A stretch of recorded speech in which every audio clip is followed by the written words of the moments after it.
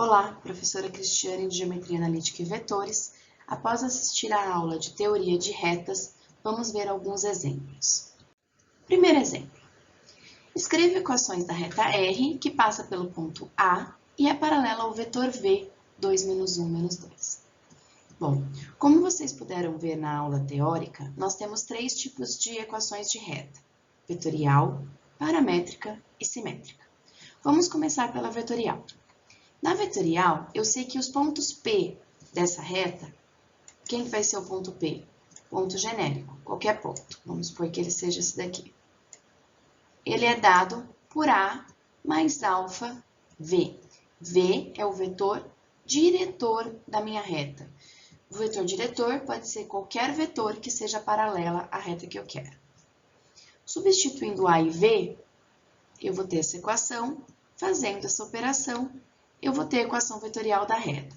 Então, qual é o formato dos pontos que pertencem à reta R?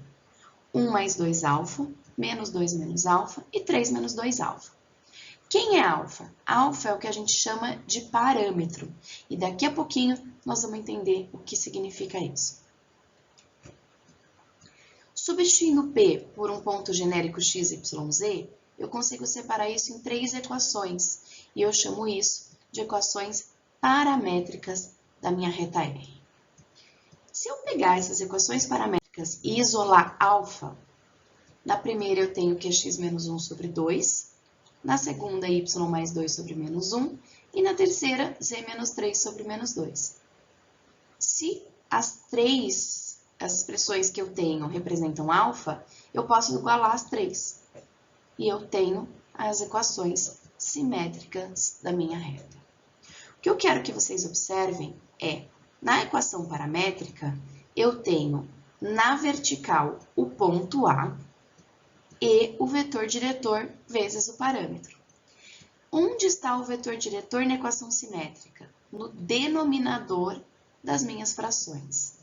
Por isso, a gente não pode esquecer que não posso escrever as equações simétricas se uma das coordenadas do vetor diretor for zero. Tudo bem?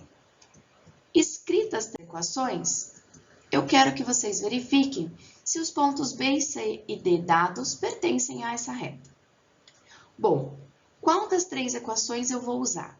Eu posso escolher aquela que for melhor para mim. Então, eu posso, por exemplo, pegar a equação vetorial e igualar o x e o y e o z com o x, y, z do ponto. Por exemplo, do ponto B, ó, 2 menos 1 e menos 2. E ver se eu encontro o mesmo alfa para as três equações. Posso fazer o mesmo aqui no x, y, z da reta paramétrica. Na minha opinião, o mais fácil seria usar a equação simétrica, porque eu não preciso achar necessariamente o alfa, ou eu vou achar o alfa, mas o alfa já está isolado. Então, olha o que eu vou fazer. Vou pegar o ponto B e substituir pelo x, y, z na equação simétrica. Na hora que eu substituo x por 2 e faço essa continha, eu vou chegar no número meio. Na hora que eu substituo y por menos 1 e faço a conta, eu vou chegar em menos 1. Meio e menos 1 são números diferentes, ou seja, eu não cheguei no mesmo alfa. Portanto, B não pertence à reta R. Observe que eu peguei esse ponto P com as mesmas coordenadas do vetor diretor, para vocês verem que o fato da gente ter as mesmas coordenadas de um vetor que é paralelo à reta, não significa que o ponto pertence à reta. Como eu peguei o ponto C? E a gente tinha o ponto A, que era 1, menos 2 e 3. O ponto C seria um ponto que tem coordenadas, que são as coordenadas do ponto A vezes 2. Eu peguei 2 menos 4 e 6. Será que esse ponto pertence à reta R? Vamos ver. De novo, vou substituir na simétrica. Eu cheguei no primeiro alfa igual a meio, no segundo alfa igual a 2. São iguais? Não, eles são diferentes. Portanto, o ponto C não pertence à reta R. Vamos ver o D. Na hora que eu substituo o x, y, z do ponto D no x, y, z da equação simétrica, eu chego nas 3 equações ao número menos 2. Ou seja, o alfa é 2, eu falei menos 2, né? É 2 nas 3 equações. Ou seja, o ponto D pertence à reta R, com alfa igual a 2. Entenderam isso? Dá uma olhadinha no próximo. No próximo, eu pedi mais 3 pontos que pertencem à reta R. Se no caso anterior o ponto D pertence à reta R porque o alfa deu igual nas 3, o que eu posso fazer? Eu posso definir um alfa e encontrar um ponto. Por exemplo, se eu chamar alfa de menos 1, e aí eu nem pus equação simétrica, porque é mais fácil fazer na vetorial ou na paramétrica, tanto faz. Se eu substituir alfa por menos 1 em uma dessas duas equações, eu vou chegar no ponto E, que é menos 1 e 5. Observa aqui, ó. Eu substituo alfa por menos 1 aqui. 2 vezes menos 1, menos 2, mais 1, menos 1. Menos 2 menos menos 1 é o mesmo que menos 2 mais 1, que é menos 1. E 3 menos 2 vezes menos 1 é 3 mais 2, que é 5. O ponto E pertence à reta R. E aí eu posso pegar valores de alfa que eu quiser. Por exemplo, se alfa for 3, eu chego nesse ponto F.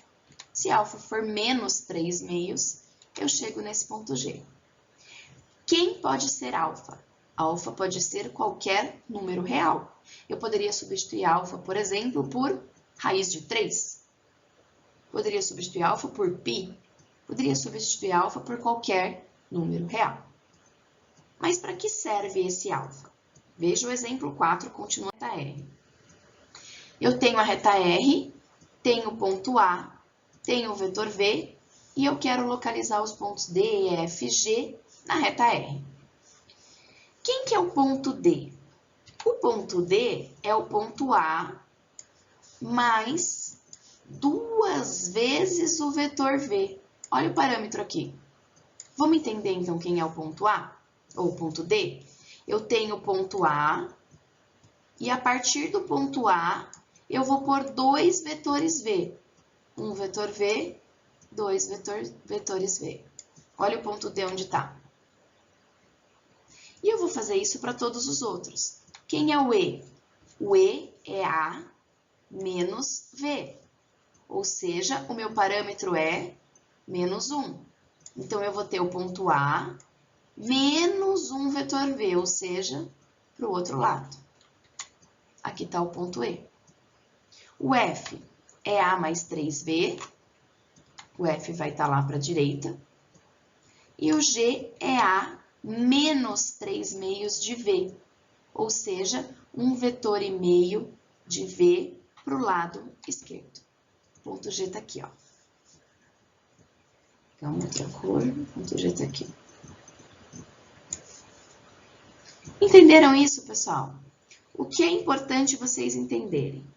Se ao invés do ponto A eu tivesse pego para escrever a minha equação qualquer outro ponto da minha reta, os pontos iriam estar na mesma posição. Quem ia ser diferente ia ser o parâmetro.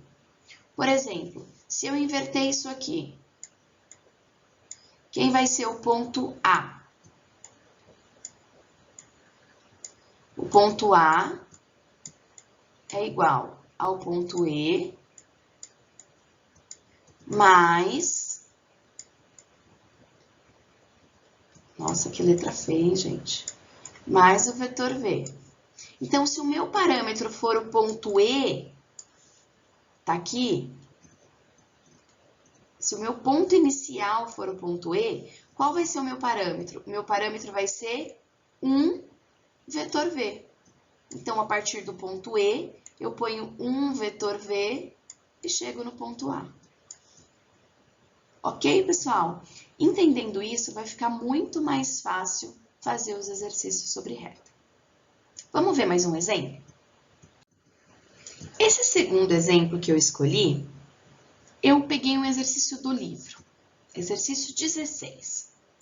Dá uma olhadinha no que ele diz. Dadas retas R e S, observe que fui eu que dei nome para elas, e o vetor V, 1, B e C, determine B e C para que V tenha a direção da perpendicular comum às retas dadas. Bom, eu quero um vetor que seja perpendicular a essas duas retas. Se o vetor é perpendicular às duas retas, o vetor ele vai ser ortogonal aos vetores diretores dessas retas. Como é que eu identifico esses vetores diretores? Vamos lá. Vetor diretor da reta R, 5, 3 e 1. São os números que estão multiplicando o parâmetro. Vetor diretor da reta S, 2, 1 e 1. São os números que estão multiplicando o parâmetro da reta S.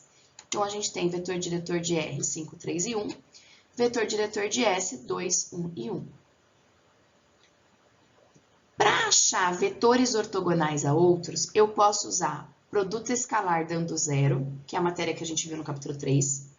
Mas eu também posso usar produto vetorial. Por quê? O produto vetorial, ele me dá um vetor que é ao mesmo tempo ortogonal aos outros dois. Olha o que eu vou fazer então. Produto vetorial dos vetores diretores de R e de S. Esse vetor que eu encontrei, 2, menos 3 e menos 1, ele é ao mesmo tempo ortogonal ao vetor diretor de R e ortogonal ao vetor diretor de S. Como os vetores diretores são paralelos às retas, eu posso dizer que esse vetor 2, menos 3 e menos 1 é ortogonal à reta S e ortogonal à reta R. Portanto, ele é paralelo ao vetor V, que eu quero. Então, o vetor produto vetorial, ele é paralelo ao vetor que eu quero, que é o vetor V. Então, como eles são paralelos, eu posso dizer que eles são LDs. E se eles são LDs, eu posso escrever um como combinação linear do outro. Portanto, o vetor V é o vetor 2α, menos 3α e menos α. Mas o vetor V é 1BC. Vou montar um sisteminha, acho o meu alfa que é meio, achando o alfa que é meio, o B vai ser menos 3 meios e o C menos meio. Ok, pessoal? O mais importante, quando a gente chega agora no capítulo 6, é você ter uma ideia geral de todos os outros capítulos que a gente já viu. O 1, o 2, o 3 e o 4. Se vocês observarem, o que eu usei nesse exercício, eu usei o capítulo 4, que é produto vetorial, mas eu poderia também ter usado o capítulo 3, que é produto escalar. E eu usei também o capítulo 2, que fala sobre dependência linear. Então, eu usei, para resolver o exercício do capítulo 6, conceitos dos capítulos anteriores. Então, é importante que você venha estudando, que o seu conhecimento esteja consolidado, para que você possa prosseguir nos exercícios do capítulo 6. Ok? Voltem no plano de aula, vejam os exercícios sugeridos para estudo, tirem suas dúvidas desses exercícios, para que vocês possam prosseguir fazendo os exercícios dessa semana para entregar. Lembrando que a gente tem encontro online na segunda, na quarta e na sexta, para as turmas separadas, e que os monitores estão à disposição para tirar as dúvidas de vocês. Bom estudo e boa semana!